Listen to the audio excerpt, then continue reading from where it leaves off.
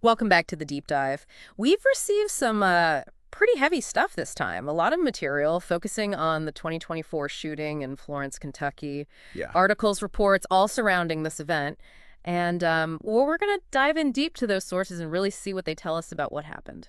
that's right. It's a tough story to unpack. Yeah. But that's our mission here. We want to go through these sources you sent and extract the key information Right. so that you can get a clear picture of what happened in Florence Right. and the immediate aftermath. Right. So let's start with the basics. When and where did this happen and what actually went down in those early morning hours? Okay. So the sources point to the very early morning of July 6th, 2024, specifically around 2:51 a.m. Eastern Daylight Time. And the location is a private residence on Ridgecrest Drive Yeah. in Florence, Kentucky.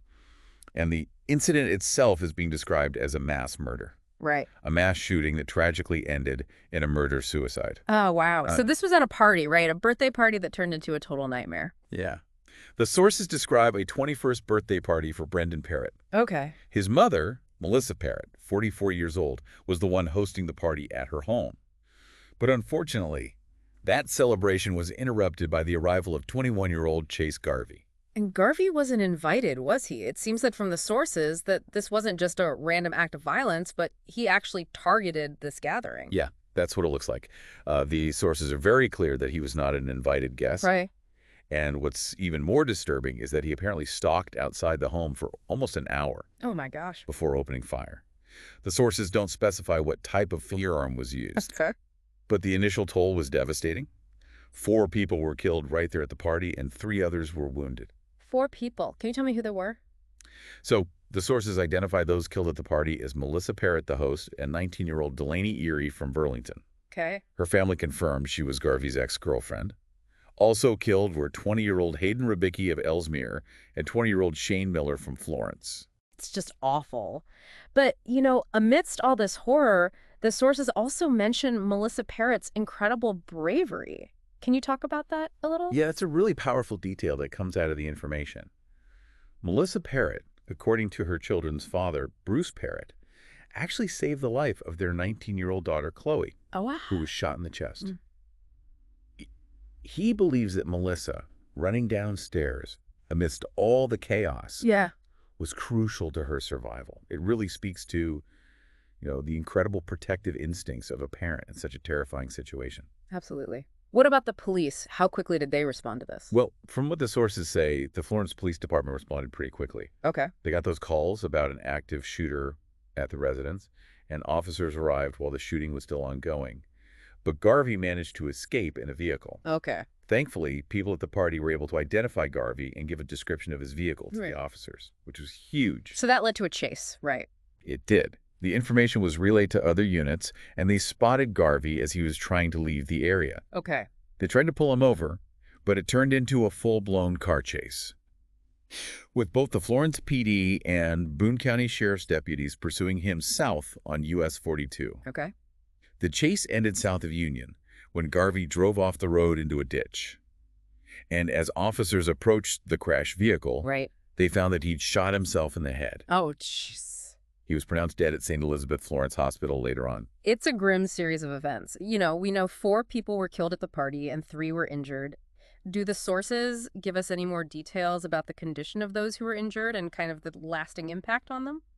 Well, the sources confirm a total of 5 deaths, including Garvey, as we Mhm. talked about. Melissa Parrott, Delaney Erie, Hayden Ribicki, and Shane Miller were all killed at the party. Right. The 3 surviving victims were taken to the University of Cincinnati Medical Center. Okay. And the sources specifically mention Melissa Parrott's daughter, Chloe. Mm. And they say that she has a long road to recovery ahead of her to get back to where she was before this. It's unimaginable, just the physical and emotional trauma that these survivors have to endure. Exactly. Now, the sources also dig into the background of the shooter, Chase Garvey. What can you tell us about him? Because it seems like there's some history there. Yeah, there's quite a bit. Mhm. So, according to what you sent me, Chase Garvey, he was 21, a resident of Florence, born in April 2003. Okay. And even in his short life, he had some serious run-ins with the law. Right. Going back to 2021, when he was just 18, he was arrested and charged with first-degree rape and second-degree sodomy. These charges stemmed from the assault of a 13-year-old girl Oh, wow. who he met on Snapchat. That's awful. Yeah, incredibly serious charges. So what happened with that case? So, Initially, he actually confessed to the rape. Oh, However, eventually the charges were reduced to unlawful transaction with a minor, okay. and he was sentenced to 5 years probation, mandated to undergo psychological counseling. And because of this felony conviction, he was legally prohibited from owning a firearm. So he was a convicted felon, barred from having a gun, but he Wow. obviously had one. And the sources say they're still not sure where he got it, right? That's a big question that still needs to be answered. The sources specifically state that how Garvey, despite this restriction, obtained the weapon used in the attack is still under investigation. Right. And this wasn't his only run-in with the law, was it? No, unfortunately not. The sources detail another incident in the spring of 2023 where Garvey was caught doing donuts in a Dave & Buster's parking lot in Kenton County. Really? And there was a 13-year-old boy in the car with him. Oh, jeez. He was charged with wanton endangerment and reckless driving. Wow. And his probation officer actually requested that his probation be revoked. Right, because of that. Exactly. And he ended up serving 30 days in jail for that violation. So even with that, even with the jail time, he was still able to get a gun and commit this horrific act. Do the sources have any insights into his motive? Well, the motive is still being actively investigated. But the preliminary findings from the police, as reported in the sources, suggest that Garvey went to that party with the intention to commit violence. And they believe he knew some of the people at the party, Okay. which makes it all the more complex trying to understand his motivations. Absolutely. It's also disturbing and senseless.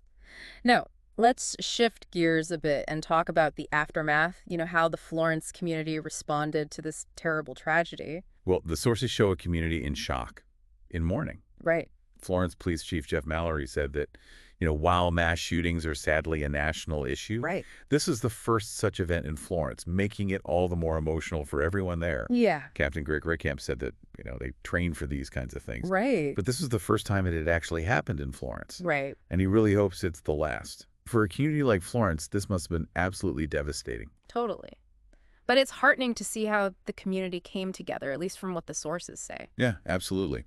Boone County Schools stepped up right away, offering counseling services to any students and families connected to the victims. Okay. Those services were offered at Erpenbeck Elementary School, which shows just how deeply this tragedy affected the school community. Right. And people quickly created a makeshift memorial outside the Parrott home, which became a symbol of the community's shared grief. Yeah. And there was a vigil, too. Oh, right. There was a vigil to remember the victims, right? Yes, it was held on July 9th at the Crestview Hills Town Center. And Florence Mayor, Dr. Julie Aubuchon, spoke at the vigil. She talked about the immense tragedy of losing so many young lives and the community's struggle to cope with such senseless violence. And there were also some fundraising efforts, weren't there? There were. Long Neck Sports Grill in Hebron, they employed one of the survivors, Okay. and they organized a fundraiser to help the victim. Oh, that's great. 6 other restaurants in Boone County also planned fundraisers to support the victims and their families, which really shows how the community rallied around those affected. Yeah, absolutely. And the sources also mentioned some political responses, particularly about Garvey's criminal history and how he was out on probation. Yeah. Kentucky State Senator John Schickel very publicly condemned the attack. Okay. He questioned how Garvey, with his record, his probation violation, and the fact he wasn't allowed to have a gun, was out and about and able to get a firearm. Right. It really reflects a bigger concern about what might have gone wrong in the justice system that contributed to this tragedy. And it wasn't just politicians and law enforcement. Even organizations outside of that offered support, right? Yeah. Redwood, a nonprofit that works with people with disabilities, offered condolences and support to anyone in the community impacted by the shooting. Okay. Shows how widespread the effects of something like this are. It really does. So to sum it all up, we've gone through the chilling events of that night in Florence. The heartbreaking loss of life, the injuries, the background of the shooter, Right. and the community's response in the aftermath. Exactly. The sources really paint a clear, albeit very sad, picture of the 2024 Florence shooting. We have the timeline, the people involved, and the initial responses from law enforcement, the community, and politicians. And as we talked about, the sources also leave us with some big unanswered questions, like Like, how did Chase Garvey, a convicted felon who wasn't allowed to own a gun, get the weapon used in the attack? right. The sources make it clear that this is still a big part of the investigation, and we also still don't know exactly why he targeted that specific party. Those are crucial questions. Yeah, And beyond those specific unknowns, the sources also really highlight the lasting impact this has had on Florence. Yeah. Where something like this had never happened before. right. The outpouring of support, the vigils, the fundraisers, it all really shows the community's strength Right. and their commitment to helping those affected heal. It does. It's a stark reminder of the complex issues surrounding violence in our society. Yes. When you consider all the information in these sources, the personal tragedy, the questions about law enforcement and the justice system, the community's response, it really makes you think Mm. about how we can prevent such tragedies from happening and how we can build truly safe and supportive communities. Absolutely. It's definitely something to think about long after we finish this deep dive. Thank you for helping us unpack all of this. You're welcome. It was a lot to process, but it was important to go through it. And to our listeners, we encourage you to delve deeper into this story and reflect on what it means for you. It's a story that unfortunately has become all too familiar. Yeah. But by understanding it, by confronting these difficult issues, perhaps we can start to create a world where these tragedies are less and less frequent. Hopefully. Until next time, stay informed, stay engaged, and stay curious. And be well. Goodbye.